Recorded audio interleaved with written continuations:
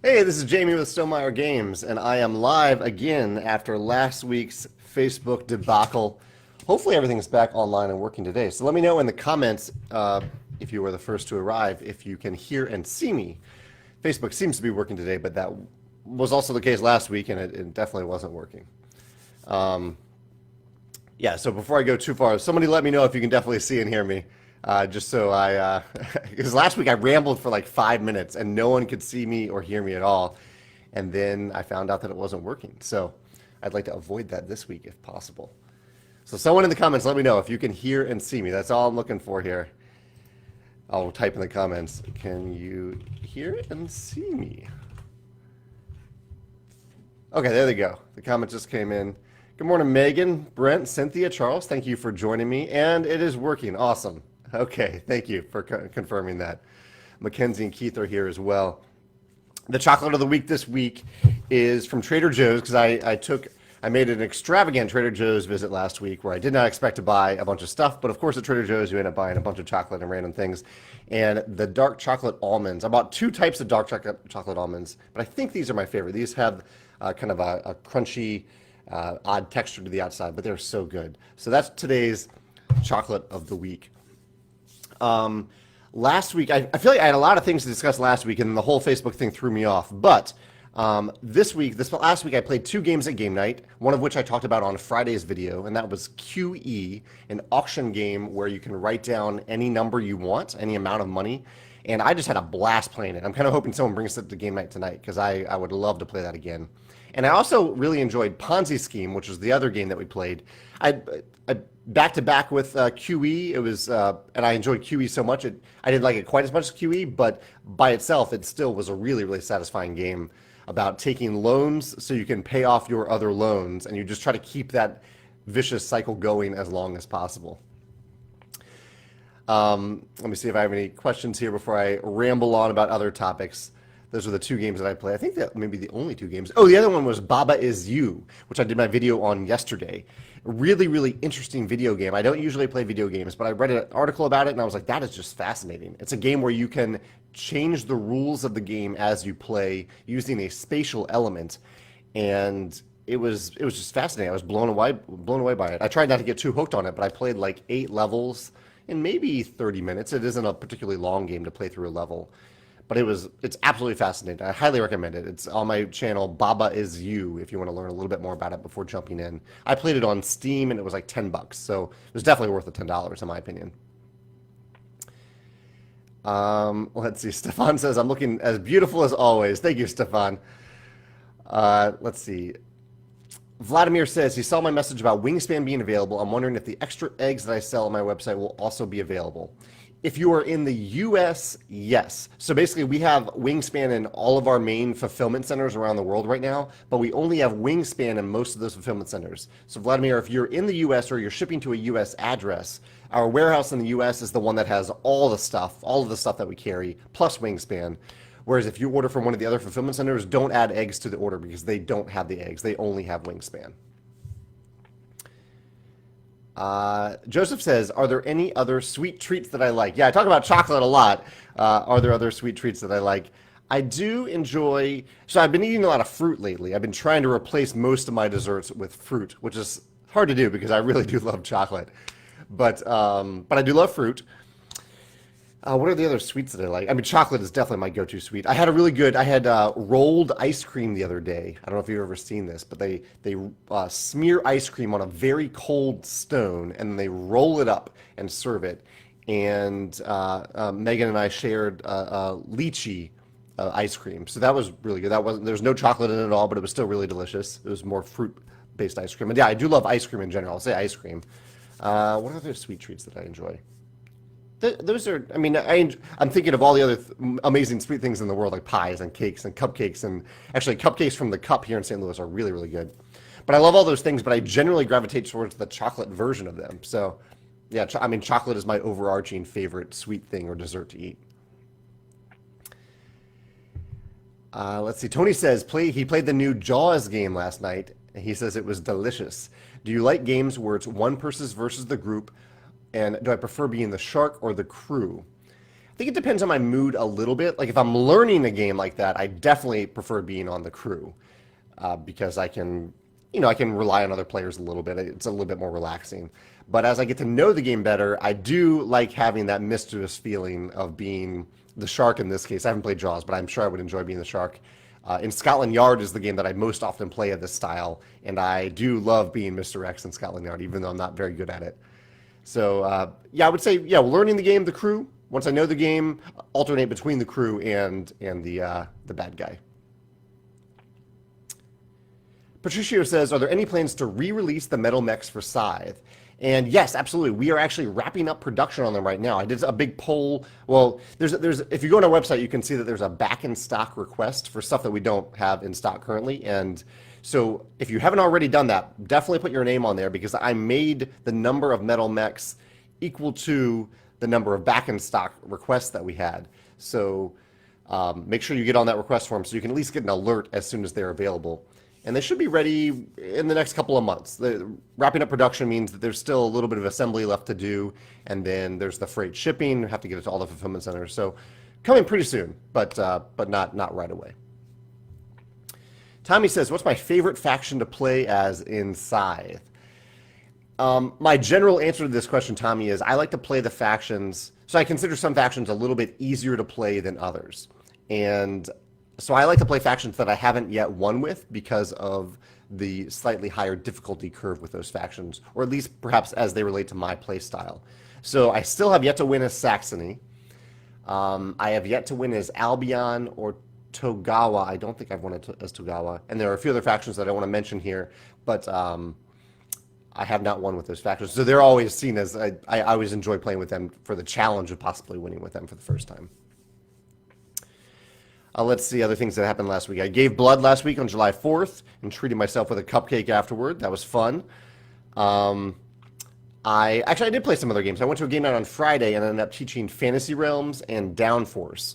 And it made me think about games that I like to teach. So I'm curious about I asked this on Instagram, but for you all who are listening today, what games do you genuinely enjoy teaching? And for me, a big part of that is that they are easy to teach and they are easy enough to teach that I can also enjoy playing the game and I can play strategically. So I don't really have to hold back anything as part of the teaching experience. And Fantasy Realms and Downforce are very much that way for me. I feel like I can fully play and experience the game as a competitor, but also enjoy teaching the game because it's not that hard to teach and I can see how it clicks with other players pretty quickly. So I'm curious if you have any games like that or what your standard is for what makes a game easy to teach or not for you. A few people have mentioned, or Mike, and I saw a few others chanting USA for the women's soccer team. I guess that is big news from the last week. I'm ecstatic that the U.S. women's team won the World Cup again. They are absolutely amazing. I love watching them play, and it's just amazing. Congratulations! Awesome to have a U.S. soccer team who does well in these tournaments. Chris says, "What's my go-to retro video game?" I was thinking about this the other day because I was talking about there's a new arcade place in St. Louis called Up Down, and I was asking people if they have what I consider my favorite retro arcade game, which was the X-Men. There was a big X-Men arcade game that I played way back, a long time ago, where it was a cooperative game. So there's like 5 or 6 people at the same console, or different console, the same screen, but you each have your own little console. And I wasn't good at it at all, but you could just button mash on it and have fun doing it. And I relied heavily on my friends to get us through the levels, but I had a blast with that game, and it's very much a retro game. So I'll say whatever the X-Men arcade game is my favorite retro game. What about you, Chris? What's your favorite retro game or retro arcade game?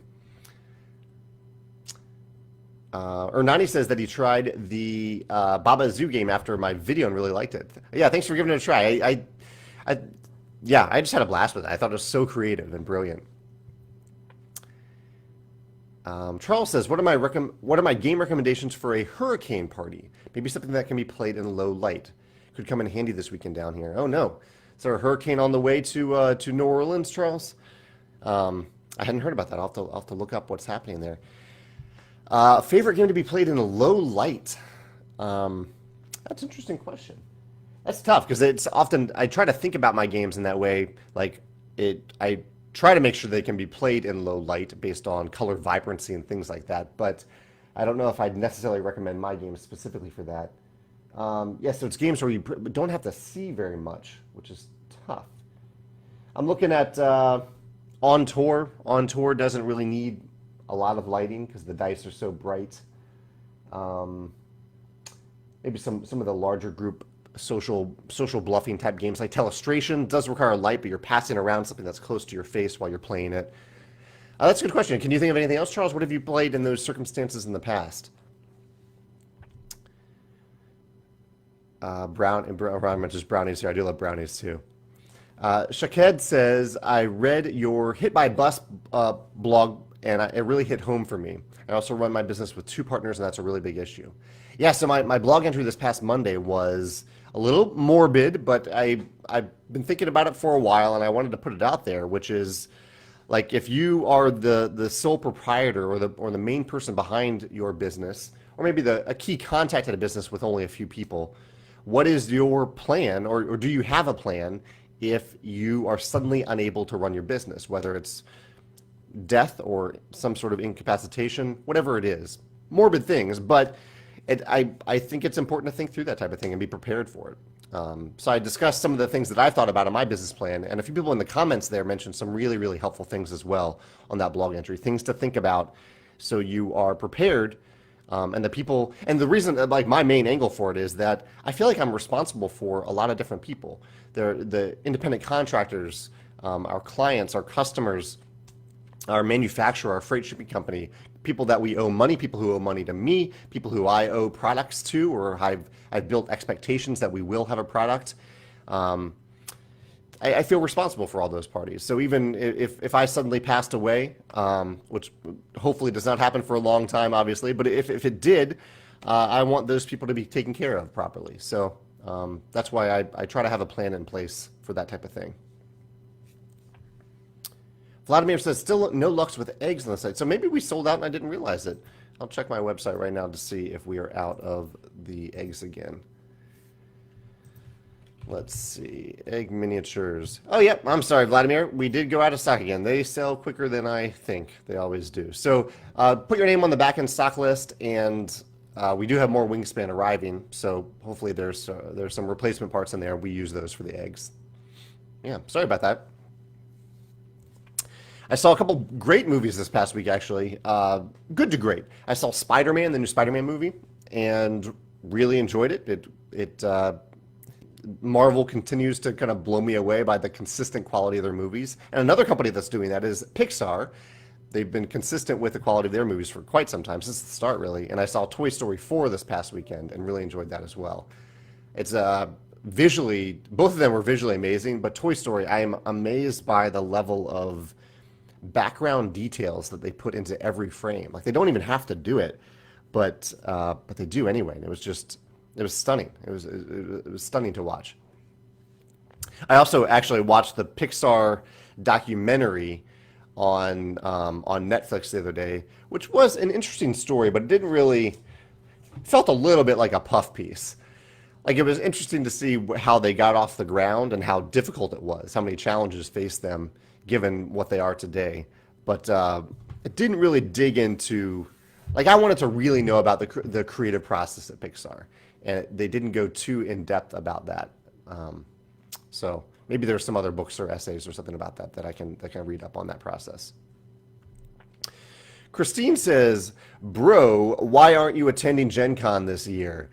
I am not attending Gen Con this year because last year I've had a great experience with Gen Con for the past few years. I think it's been 6 or 7 years that we've been going. And as much as I enjoy the one-on-one meetings that I have at Gen Con, and as flattering as it is to see people come to our little room and hang out with us, and as great as it is to meet people face to face, I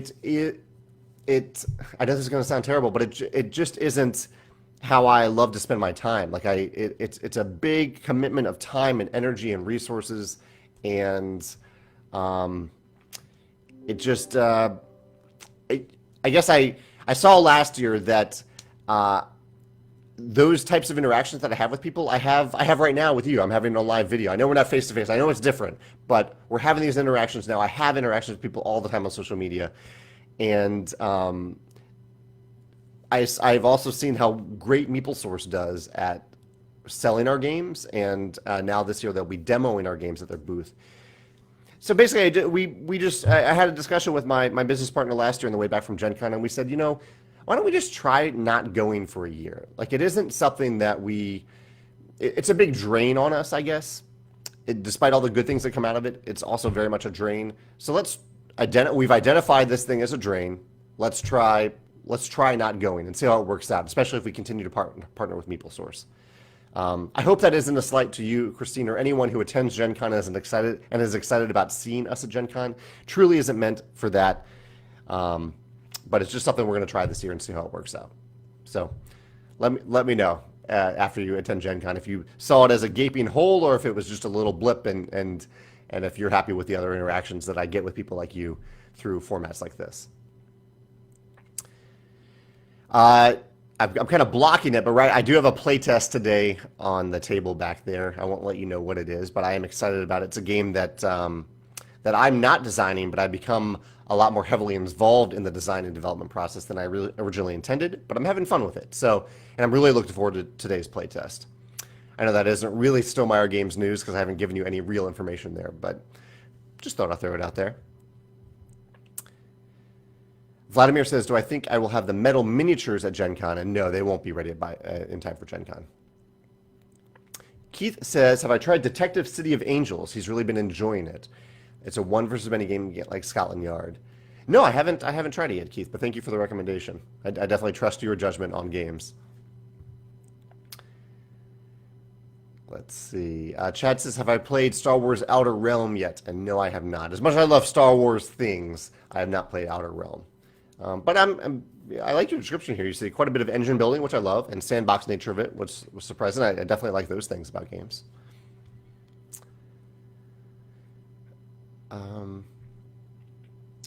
Patricia says that they're wrapping up the Rise of Fenris campaign. Very cool. Almost at the end. Charles is answering this question about games to play during a hurricane where you're kind of huddling inside, maybe in low light. He says he likes... Oh, no, Charles is talking about teaching games here. I'm sorry, Charles. I'll look for your hurricane answer in a minute. Okay, Derek says, I'm going to read this full comment because this definitely resonates with our philosophy a little bit. He says, one of the many things I appreciate about Stonemaier Games, particularly having a family of 5, all of whom like to game, is their dedication to higher player counts. I get there can be a lot of factors involved, balancing downtime, extra costs versus desired price point. Awesome that you mentioned all those things. You recognize all those things because, yeah, those are really important. But you seem to always make this work. Player count has definitely become a factor in my buying decisions. Why do I think so many games still max at 4 players? I think it's probably all those things that you mentioned. I think those are big reasons. Yeah, I think those are probably pretty significant reasons. For me personally, it's just been part of my company philosophy from the beginning. Like originally, it was 2 to 6 player games. That has shifted a little bit to 1 to 5 player games, with ideally a 6 player as an expansion if it doesn't impact those other things so much. With the expansion, the cost doesn't matter as much, but the downtime and mostly the downtime and playing time do matter with the 6 player. So I have a game that is coming out in the future that I wished that we could add a 6 player in the expansion, but I am seeing most likely that unless I have a way to speed up the game. In fact, also for Wingspan, this is the case for Wingspan too. We intended to put a 6 player in the expansion, but we found that people thought that even at 5 players, it might go on a little bit too long. And so once we started to hear that, we started rethinking the idea of a 6 player because we were just going to add a 6 player mat and more eggs and more food tokens. But we realized that if we want to do that, we probably need to rework some sort of mechanism for higher player counts to decrease that downtime and speed up the player time. So I'm thinking all these things that I think about when going from 5 to 6 are the same types of things that other publishers think about when going from 4 to 5.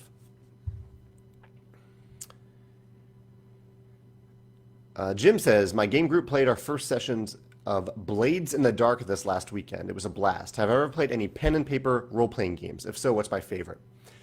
I really, my only experience with role playing games was playing the Star Wars role playing game, a few sessions of it back when I was like 13 or 14. So been a long time, and I have very little experience with it.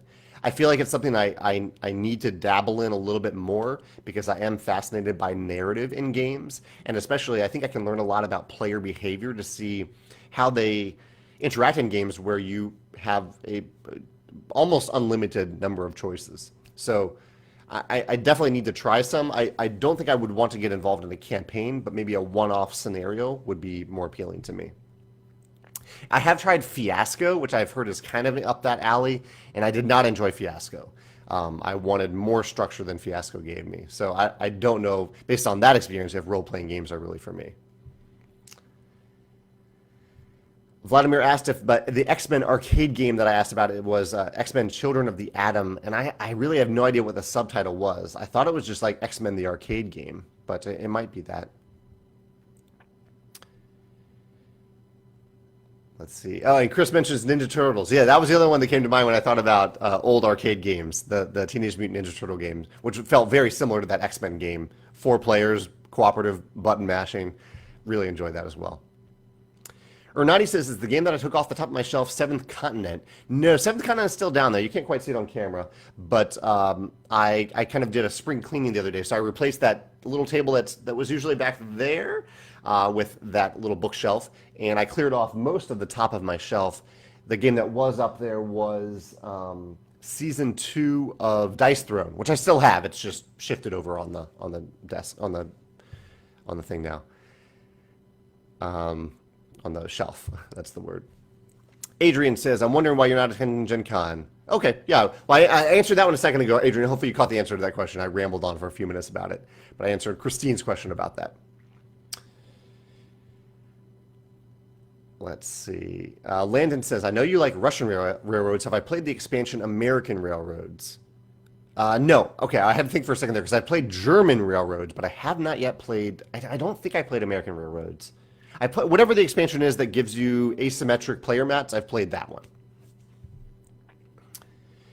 Nadir says, "What's my favorite movie?" I have a lot of favorite movies. It's very hard to narrow down. If you go to my personal blog, jamiestegmeyer.com, and look under favorites, you can see every year I list my favorite movies from that year. One that came to mind the other day, though, that I really do love is The Prestige. I think that has consistently been among my favorite movies for a long, long time. I also love The Incredibles. The Incredibles is in my top 5 movies for sure. And Fight Club was up there for a long time, but I haven't rewatched Fight Club in a long time, so I don't know. I feel like that should be part of my requirement for how excited am I to rewatch a movie. But up there for a long time were Fight Club, The Incredibles, and The Prestige. Dusty mentions something called Edith from Spider-Man Far From Home. I don't want to spoil it, but Dusty, that was one of my favorite moments of the movie. I really, really liked that. That was brilliant. Joseph says, do I take chocolate into the cinema?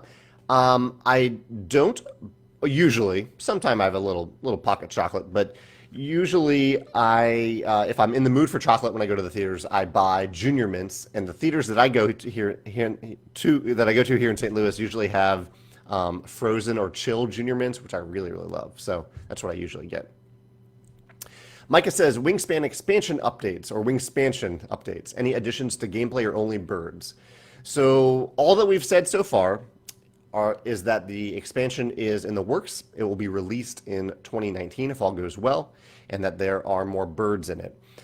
There is other information that I could share, but I'm not sharing that quite yet. We have another product that will almost definitely be the thing that I'm talking about before I really go into depth into the Wingspan expansion.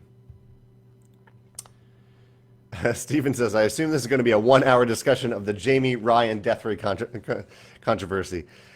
Yeah, I had a little difference of opinion with my co-designer of the Rise of Fenris about how the death ray ability works.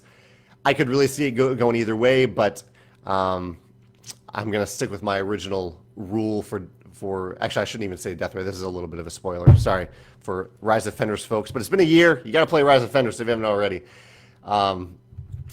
So there is a little you'll see it. If you're looking for how Deathware works and you have some confusions, feel free to look around and you'll see what we're talking about.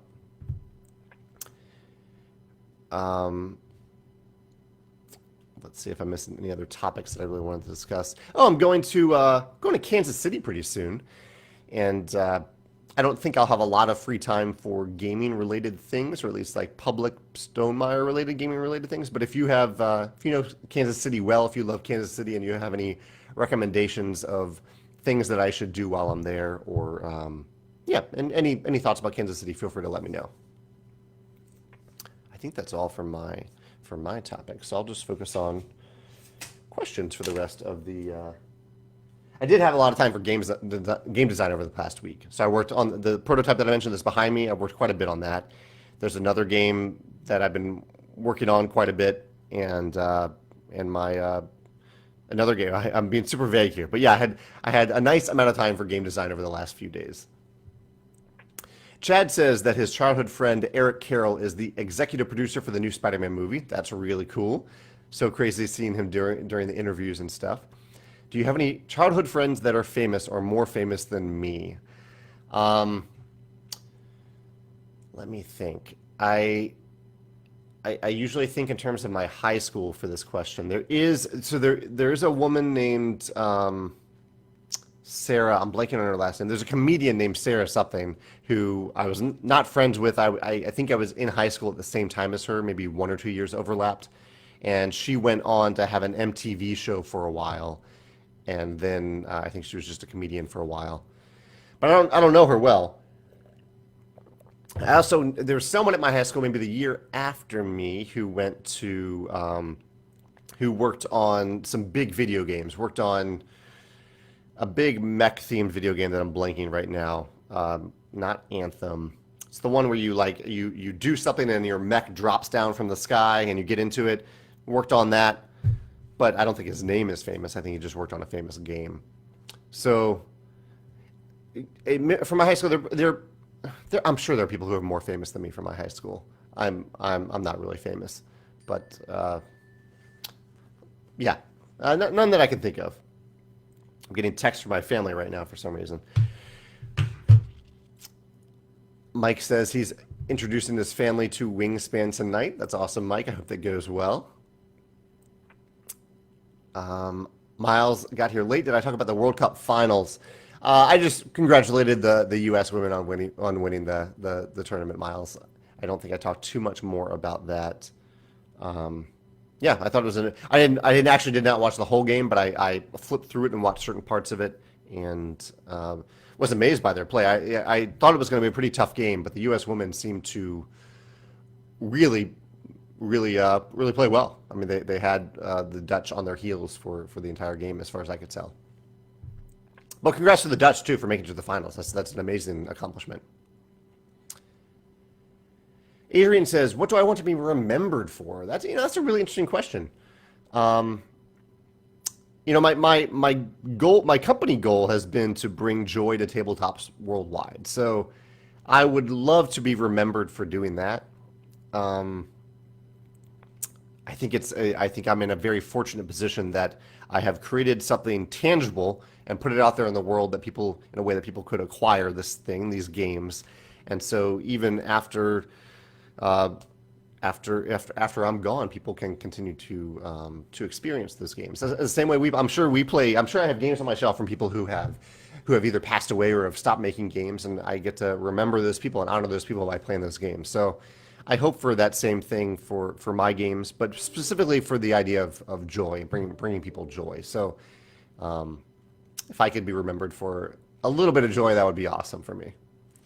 And I guess, I could say my Kickstarter lessons in crowdfunding, entrepreneurship and stuff like that. So for maybe helping people a little bit in that way, or helping people avoid mistakes that I've made, that would be great too.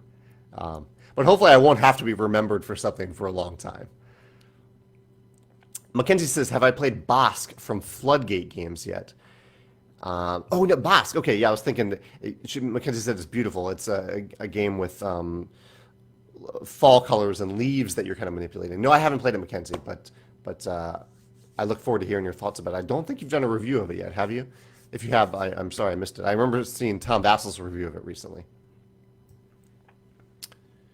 Okay, Charles said Blockus or Welcome to could work for a hurricane game night when you have low lighting. And I could see that working really well. But yeah, Blockus would definitely work well.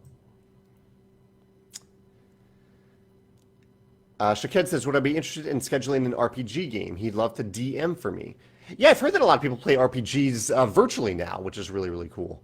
I don't want to commit to it, but I appreciate the invitation, and I am certainly open to it. That would be a nice way for me to experience that, and at least have that experience once, so that I can understand RPG games from the lens of a modern game designer, or 38-year-old game designer, rather than a 14-year-old playing Star Wars RPG. So thank you for that offer. I will think about that, and maybe if other people are interested in that, let me know. Maybe we could coordinate something like that. A few different people who know me from Stonemaier Games and want to join me for a one session, a one-off RPG.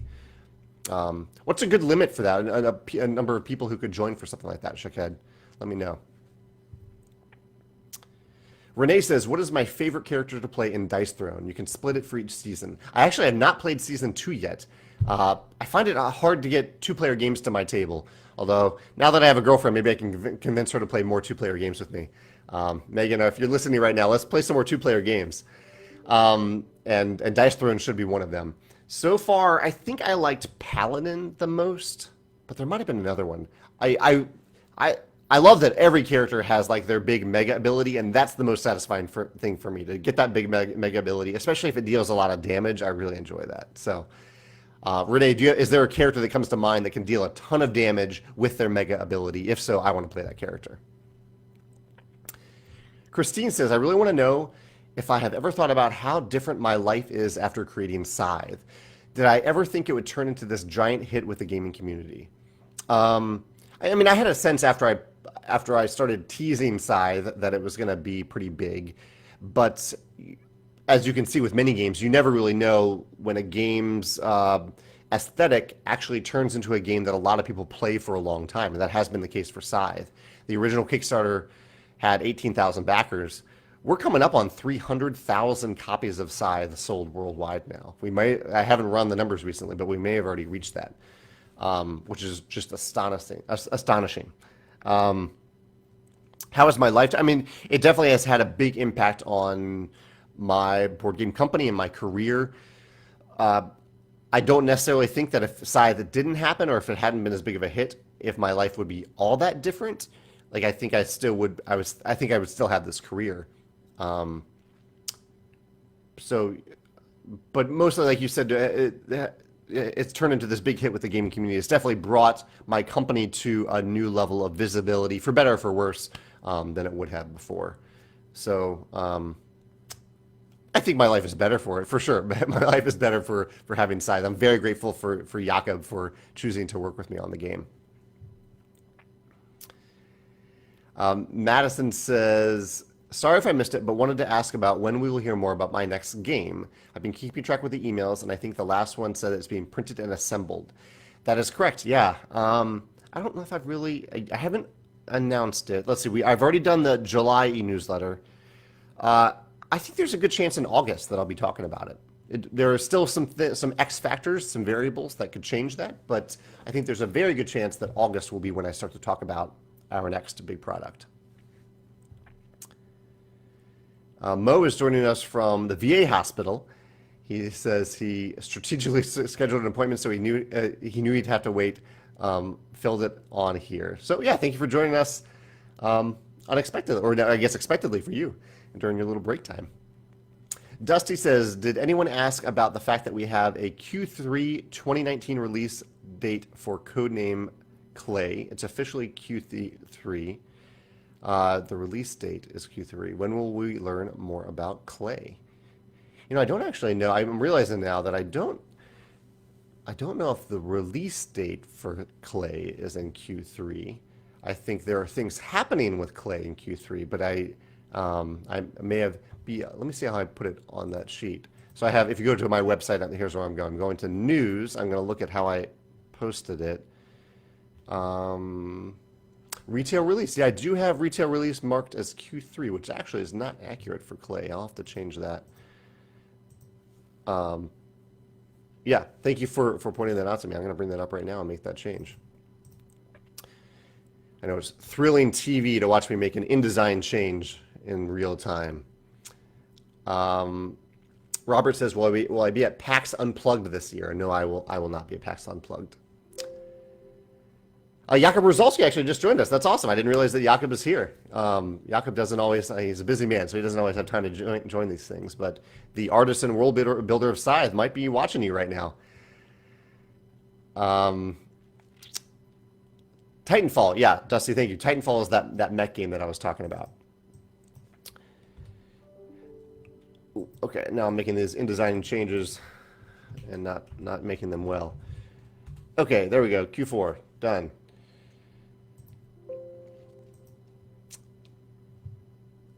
Let's see. Dusty says he finally got a copy of Time Stories. If I could only pick up one expansion, what would it be? Ooh, it's really hard to limit to just one.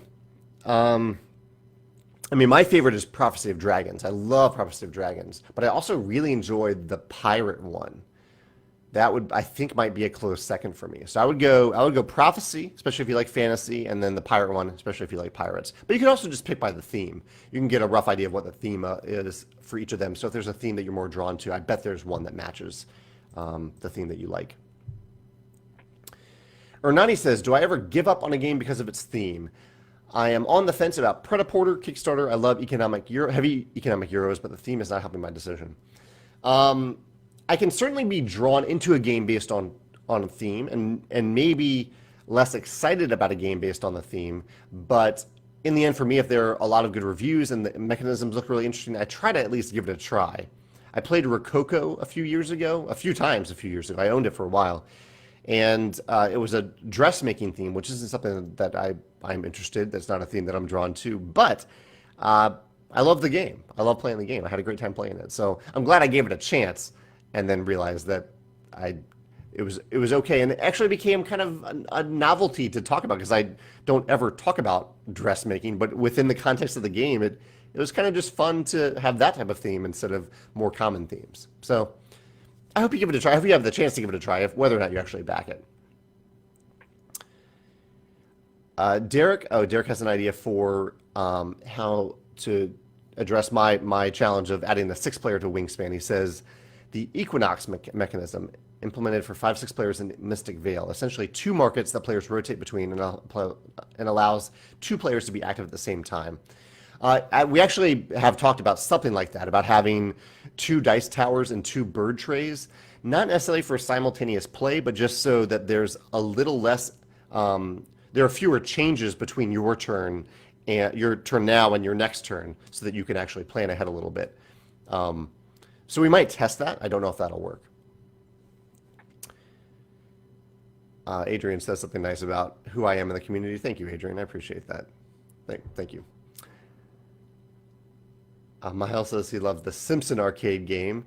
Adrian says, am I comfortable in front of the camera?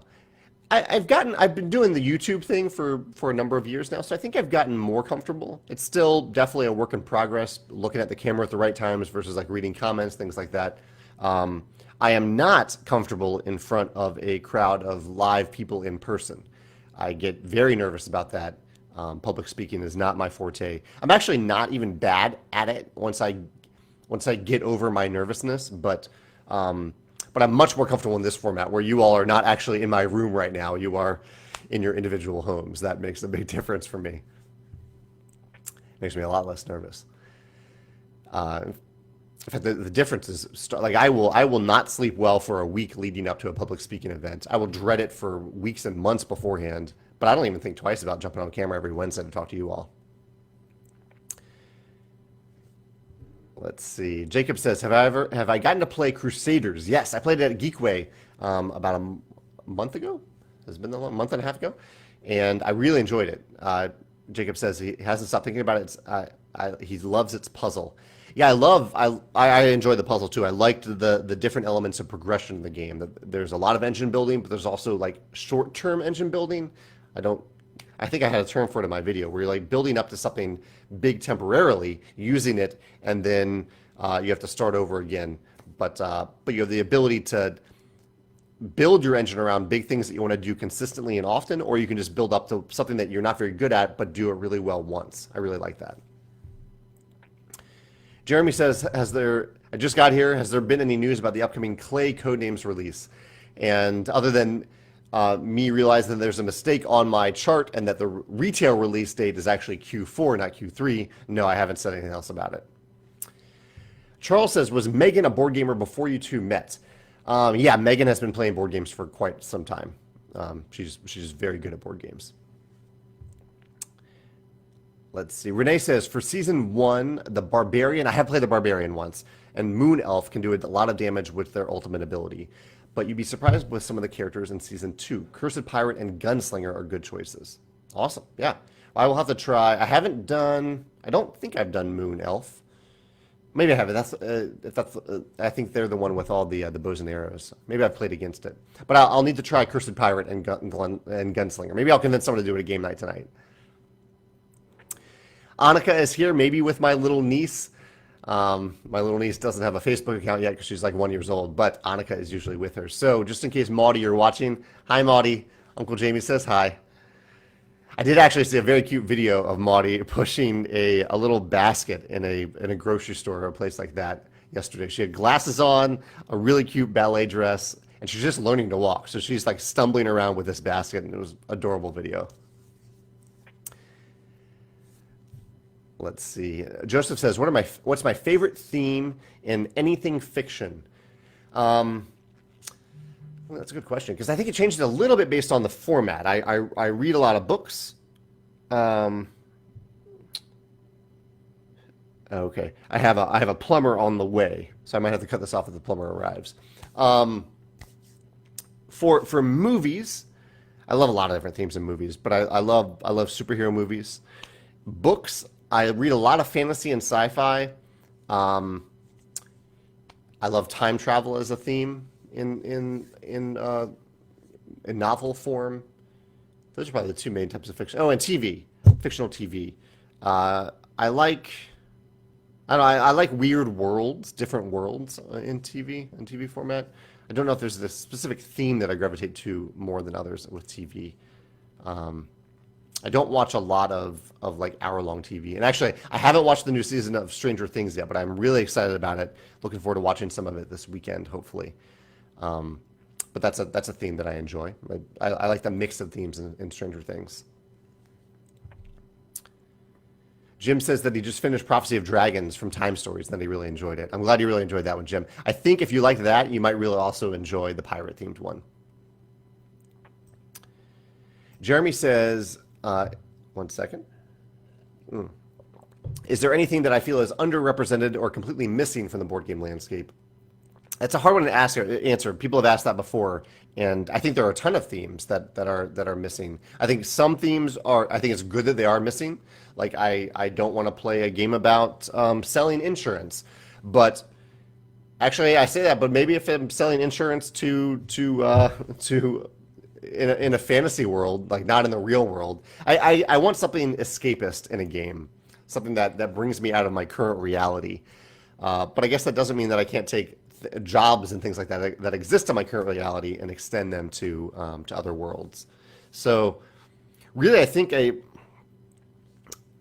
are so many themes that are not exporting games that I don't have one in specific that comes to mind, Jim. But I am sure they're out there, and I look forward to experiencing them. And that's why I try not to dismiss a game based solely on the theme. I try to give it a chance for the theme, because as long as I'm doing something new and different, and it's capturing my imagination in some way, and it's letting me escape reality for a little bit and try something new outside of my reality, I am intrigued by it. I'm interested in it.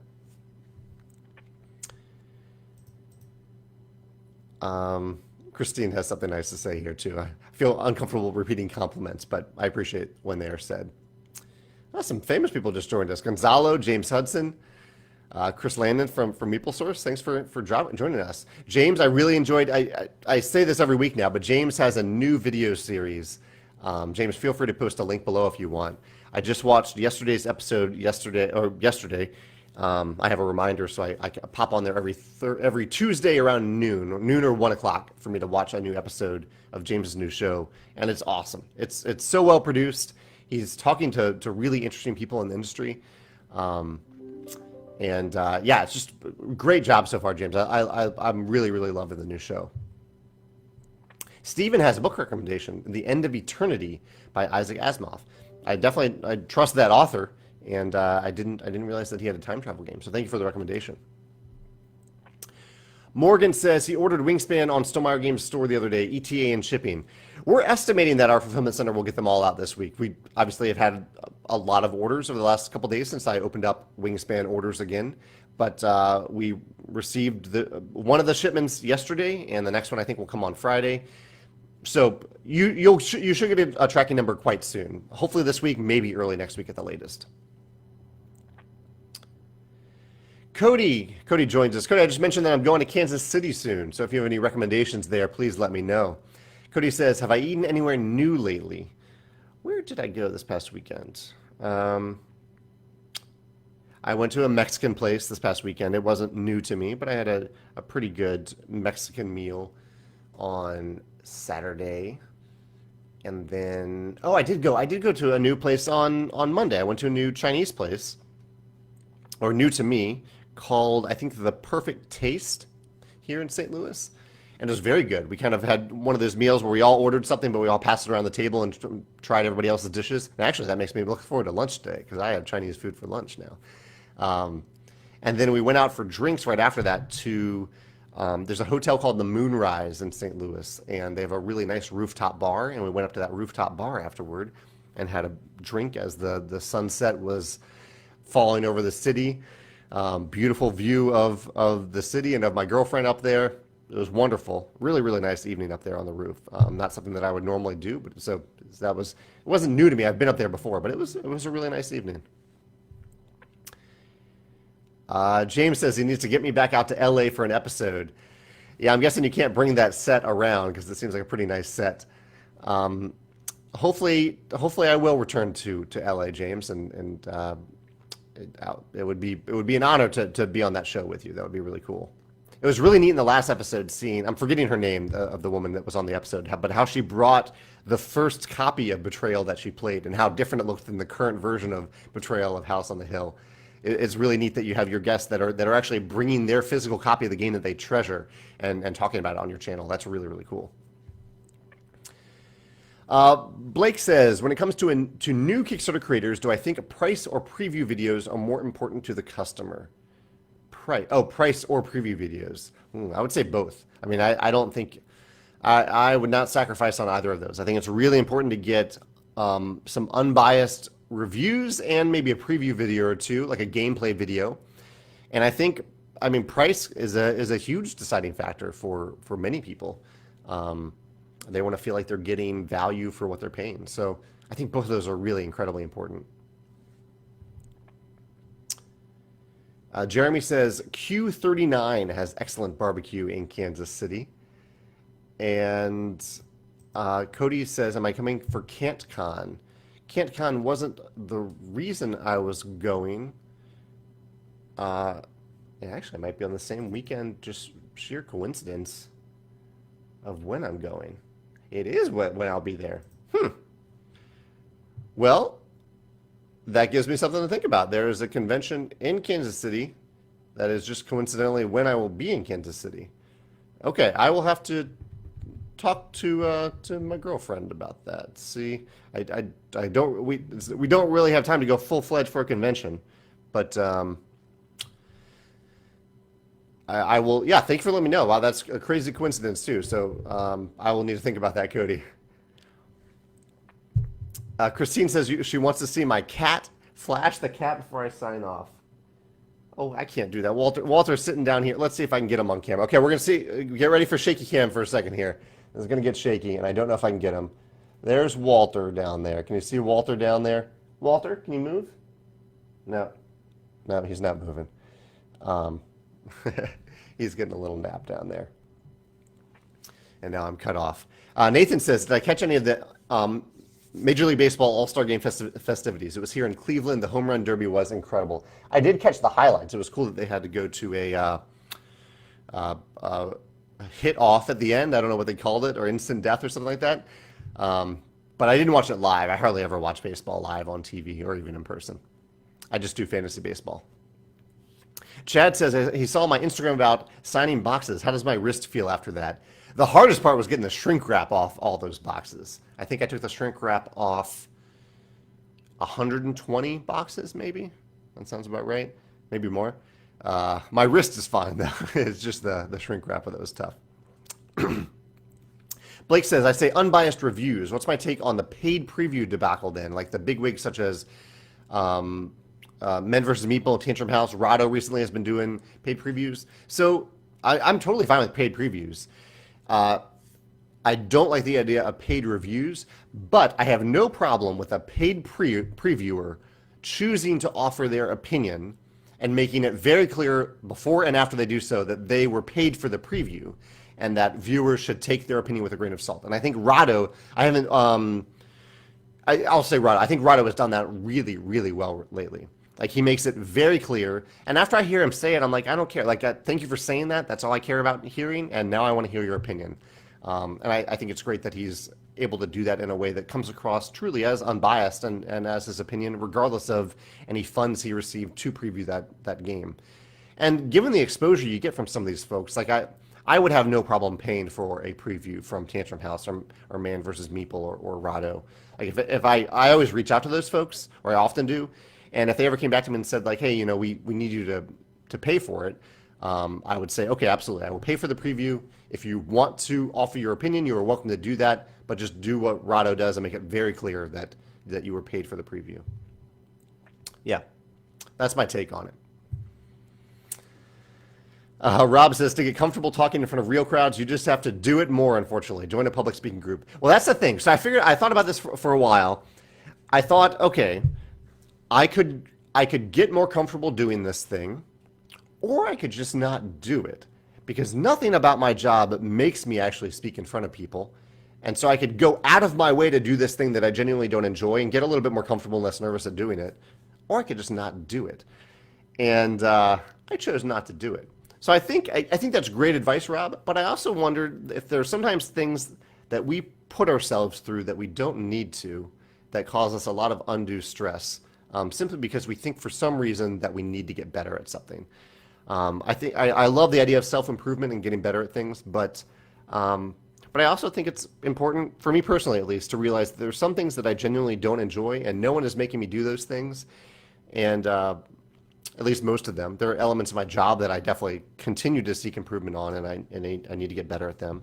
But there's certain things like public speaking, I don't need to get better at it. So I've decided to remove that stressor from my life. I have enough things in my life that make me stressed out from time to time, or that could make me stressed out, that I'd rather just avoid that one. Attila says, what do I think about Either Fields, the upcoming Awakened Realms game? I love the box art. Rado did a review or a preview of it just the other day, and I was very curious about what he said about the different masks that you can put on. Like you can take on the persona of fear or joy or other masks as you enter this dream world. And that is really intriguing to me. I think they're doing something that I really appreciate in games, which is they are making dungeon crawl style games with choices that go well beyond how do I fight this monster. And I love that about what they're doing. I didn't go in for their other game that they're still working on that they haven't released yet. It's not Joan of Arc, but the other adventure-themed game, Crusader-themed, like Knights of the Round Table themed. I didn't go in on that one, despite my love of that theme. It just almost seemed too big. I didn't really want a campaign game. I'm not really looking for more campaign games right now. But I'm very curious about Either Fields, just because of what I've seen from it so far, and I'm curious to see what happens when they launch it next week. The more information I get about it. I need a little bit more information before I'm in on it. Yeah. Dennis says that Tuscany is the best and most important expansion he's played so far. Thank you, Dennis. I appreciate that. I'm glad you've had a good experience with Tuscany so far. Brian says, is there ever a game that I've played that I didn't really like and then played it again months or years later and found that once I gave it a second chance, I really enjoyed it? And yes, actually, the game that comes to mind most often for me for that was Castles of Burgundy. I played it the first time. I was like, it's okay. I think the art really deterred me from enjoying it. And then I played it again, and I was like, I got to get over the art in this game and just enjoy it because it's a really clever game. It's one of those games that plays in like 2 hours, but it feels like an hour. Yeah, Castles of Burgundy for me. What about you, Brian? Is there one that that you gave a second chance and really ended up enjoying? Let's see. Tainted Grail. Thank you, Justin. Tainted Grail is the game I was thinking of. Derek says, have I read Strengths Finder? I just touched on some of the elements of that. Put in more effort to improve my strengths and become truly excellent, and don't worry as much about my weaknesses. I haven't heard of that theory, but that definitely resonates with what I said a second ago. So I have found that within business as well, that if there are certain elements of things that I really, of my job that I have to do, that I realize that I'm really not enjoying, that I'm at a place right now where I can maybe delegate that to someone else, an independent contractor perhaps, and pay someone else to do this thing that I don't enjoy and that I'm not even very good at. And so I've eliminated a lot of those aspects of my job. I'm getting phone calls, folks, and I worry that it might be the plumber that's calling me. I have a plumber that's coming to check on something in my house. So I should probably cut this off, but thank you so much for joining me. I'm going to put this up on YouTube, and that's probably be the main place where I'll interact with this video in the future. So I'll export it to YouTube. Thank you for joining me, and I'll see you next Wednesday. Take care. Have a great day. Bye.